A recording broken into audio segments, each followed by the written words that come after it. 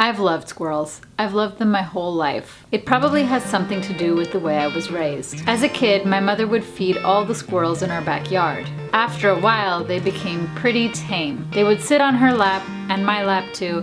They would come inside the house looking for nuts. They would stand outside the glass door looking in, trying to catch our attention, for more nuts of course. She did the same thing with chipmunks and other animals in our backyard. My mother is definitely a squirrel whisperer. So with that being said, here are a few ways that you too can become a squirrel whisperer and get some amazing shots of these furry little creatures. Number 1, buy peanuts. Before we go anywhere, it is crucial that we go to the grocery store to buy a bag of peanuts. These are basically a squirrel's favorite food. Number 2, find a squirrel hangout. For me, that place is Lafayette Park right outside of the White House. This is Squirrel Central in Washington, D.C. Number 3, throw a few nuts at the squirrels.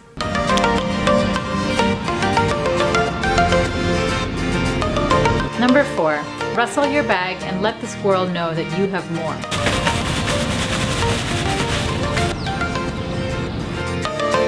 Number 5, wait patiently for the squirrels to come to you.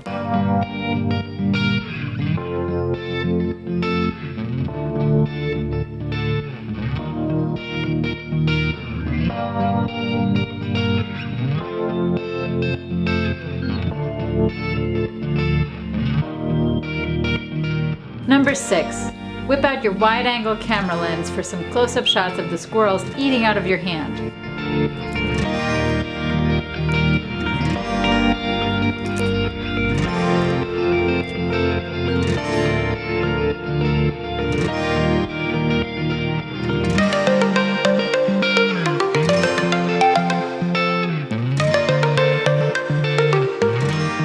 Number 7, post to Instagram and wait for the likes to come in.